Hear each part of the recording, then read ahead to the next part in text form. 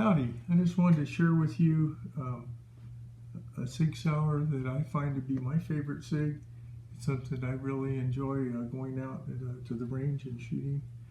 It's my favorite in that way. Is it the favorite one as far as being best for primary? Overall, no, I'd probably leave that to my P226 Mark 25 or for concealability, something like the P938, but which I also enjoy and they shoot well, but this one's just the one I have the most fun with when I go out there. So let's take a look at the SP 2022 from Sig Sauer.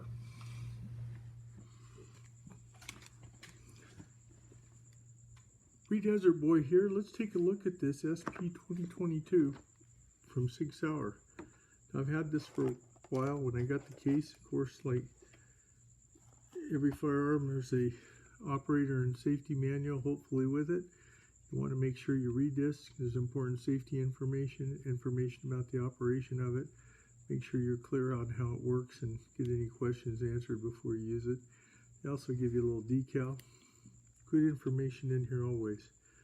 Also comes with a chamber flag indicator that's in the gun when you get it. It's got locks, some lubrication.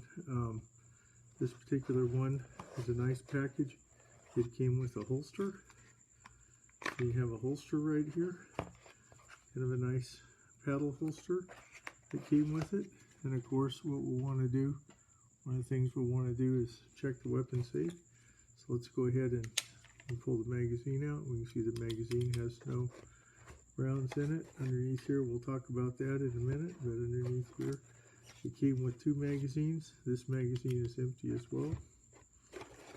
And we'll go ahead and pull it back, rack it back several times. You can see there's nothing in there. This has a longer slide lock than most SIGs that you would see. But you can see that weapon is empty and unloaded. So we'll go ahead and put that down.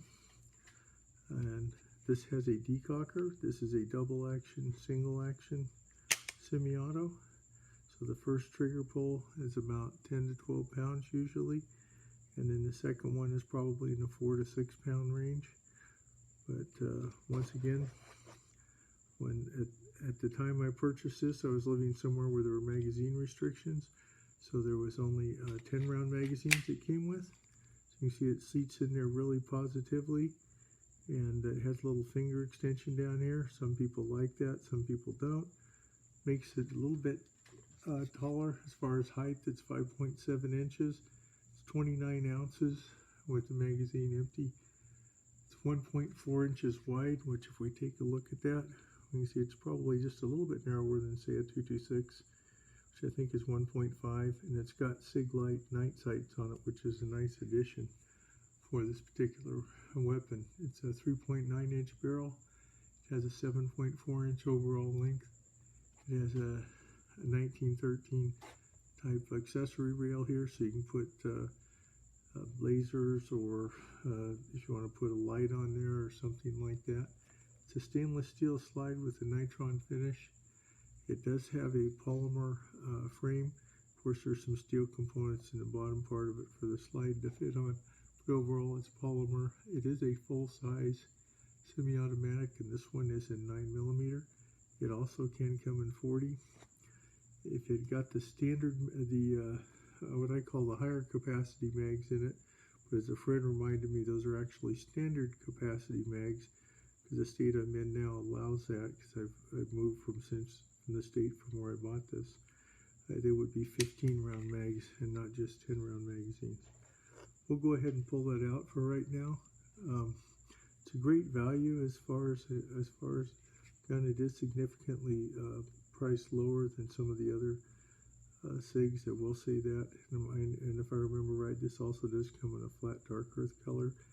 And besides 9, it can be bought in a 40 caliber Smith & Wesson. As far as other mags, I will get some 15 rounders eventually, but in the meantime, I was able to find a Sig Sauer mag that's made by Magar that has a 17 round capacity, and it has it's empty also. If you want to look at how it fits, it doesn't have the extension. It's probably just a little bit longer, but it still fits pretty nicely in there. and it shot very well as well at range. So let's look at the trigger pull on this, because this is a double action, single action. The first trigger pull is pretty sturdy, since we know the weapon is unloaded and we checked it, safety checked it. We'll go ahead and pull. You can see it pulling the trigger back, and then when you kind of hit this last little wall here, then right after that it breaks. So let's look at that again. We let that out, pull it in on the double action pull, gets down here, and then it breaks. As far as single action goes, cock in here, see there's quite a bit of take up on it, but when it hits that wall, right after that, it releases. Once again, single action, you pull this in, it's got quite a bit of take up, but when it gets there, it's right against the wall and it releases. If the weapon cycles, we're looking at the reset. You let your finger out there, you can see the reset, you kind of hear that noise. That's the real reset. There's a little noise you might hear, a little feel you'll have there, but this real reset's right after that. Let's do that again. So as we let this out, you kind of hear a little click there, but not until you get right there is it really reset. And then you can pull the trigger. Once again, it has a decocker. The magazine release is more in a diamond instead of round. And once again, it has this slide lock that's a little bit different than others.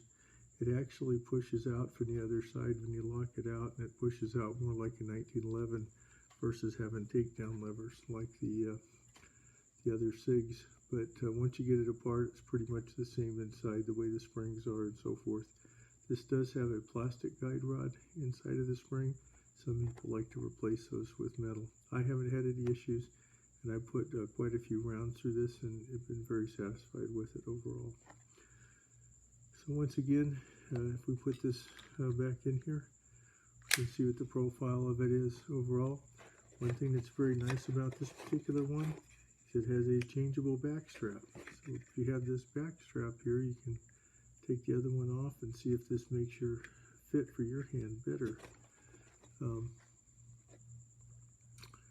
Primary purpose why I purchased this particular weapon was as a full-size backup to my P226 Mark 25, which it fulfills that role. It's in 9mm as well, and so that was my purpose for having it.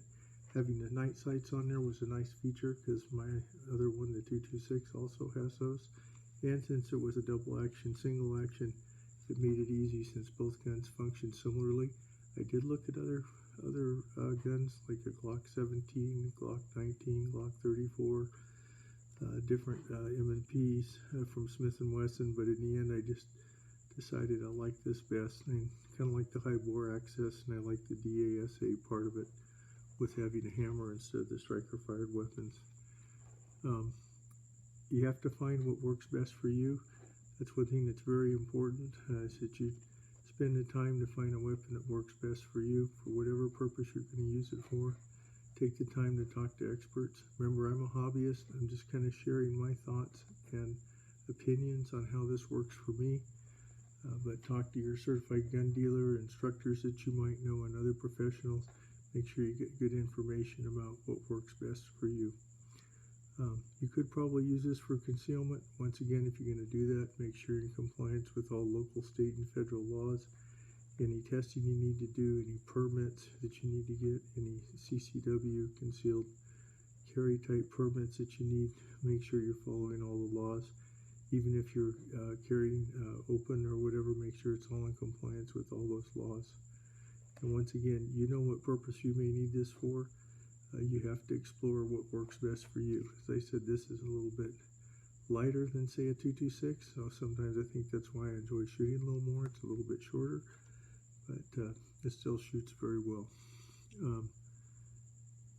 So once again, price is about, I paid about $600 or so for it. Of course, it had the night sights on it and everything, as a holster and a magazine and all that. I think you can pick these up for $400 to $500. It might be $70 to $100 more than that price if it has the night sights on it, because they do have them without it. but that's a nice bonus to have and well worth the price, in my opinion. We'll have a video out on going to the range with this, and that will come out probably shortly after this one gets posted. So once again,